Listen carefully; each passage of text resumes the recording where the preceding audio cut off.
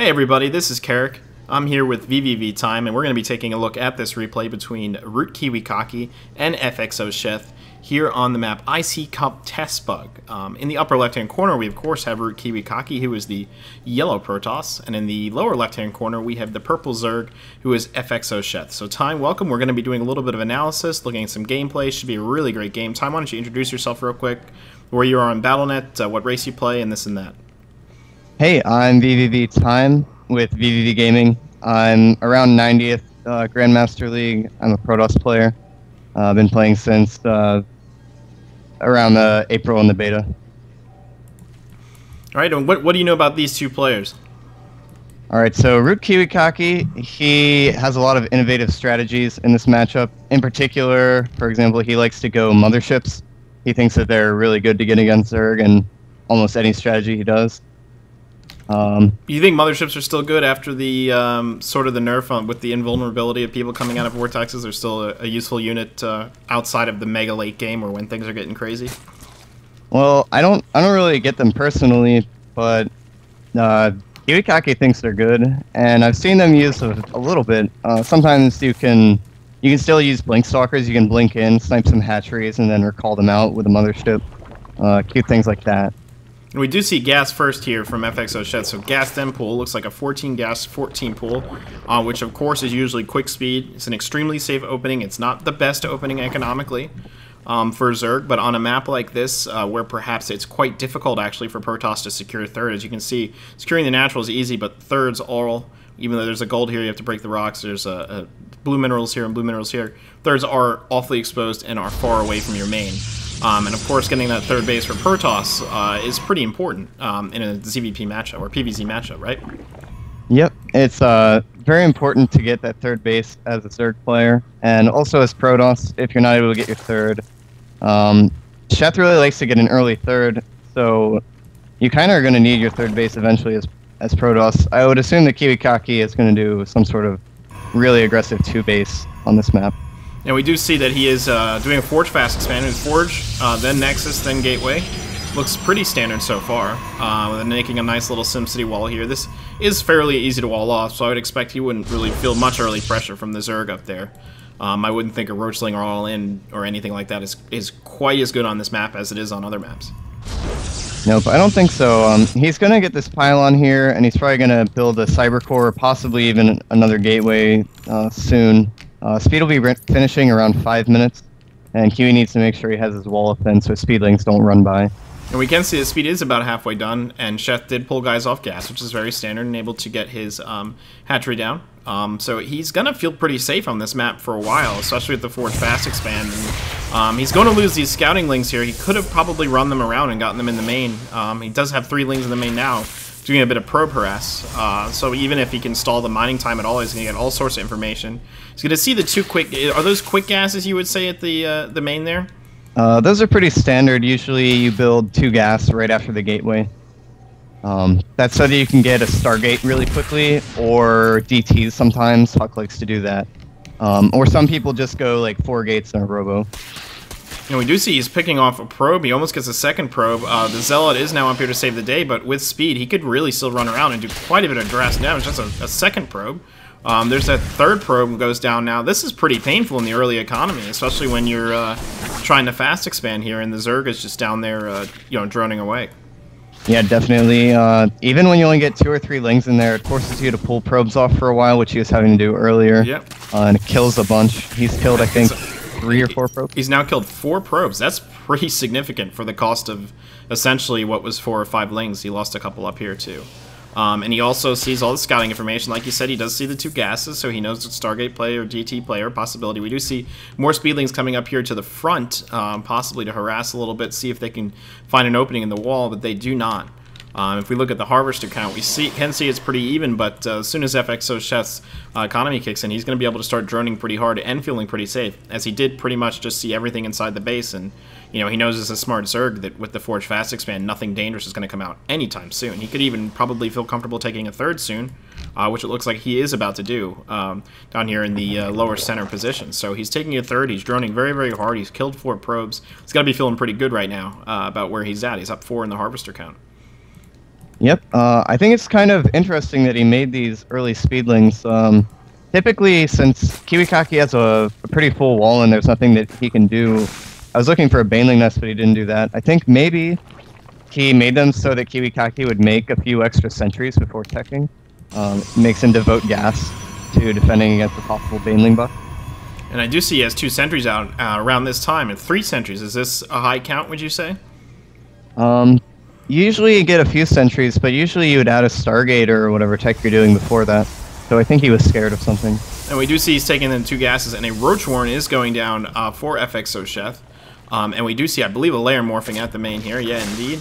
He still only has 1 gas, but I would assume Shth would probably get up to 3, maybe 4 gases real soon as the Roach Warren pops out.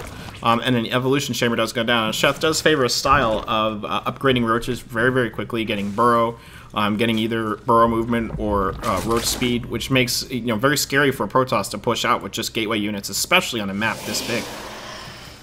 Yeah, I think what Shth is doing here is very strong. He's going to get Roach speed, he's going to get Burrow, he's going to get upgrades, and he's going to saturate these 3 bases, and then basically make it very, very difficult for Kiwikaki to do any pressure or take a third. And if we look up in Kiwikaki's main, we can see he's thrown down 3 new gateways, which is about to finish, in a Twilight Council, which he just started. So you think this looks like some sort of Blinkstalker gateway push? Yes, certainly. I think Kiwikaki loves Blinkstalkers, and that's exactly what it looks like right now.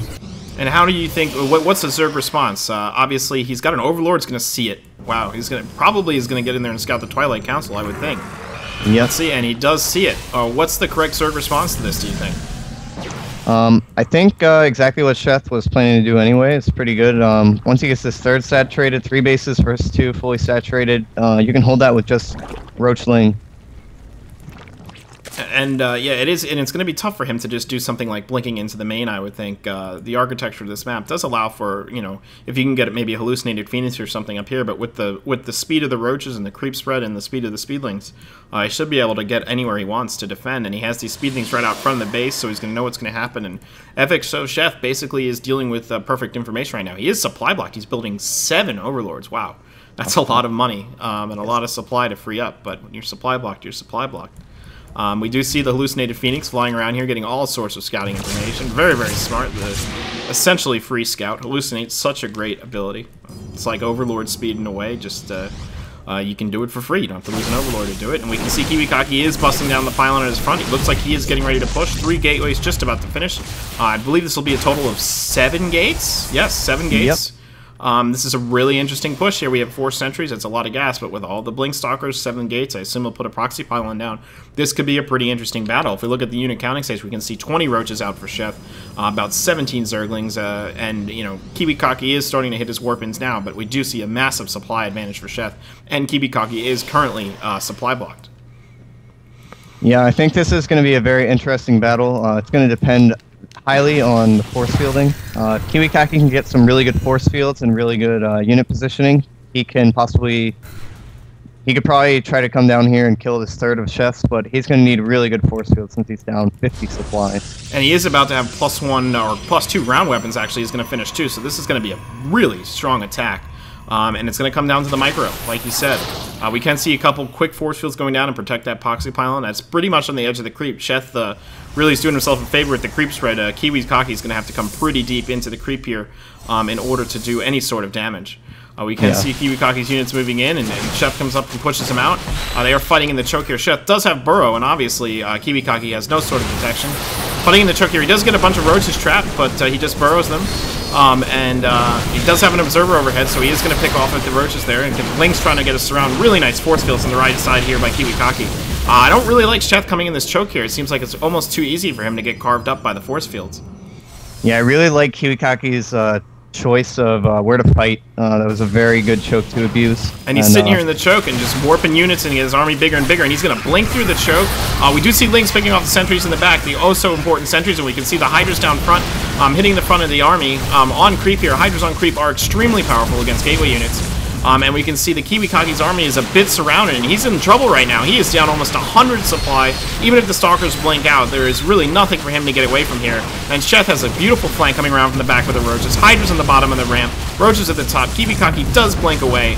This attack is over. Kiwikaki has taken a third during it. Is incredibly vulnerable. I assume Shth is going to go up and continue to punish him. All he has is Stalkers. He doesn't have a very high sentry count. We can see the Robotics Bay is about to finish.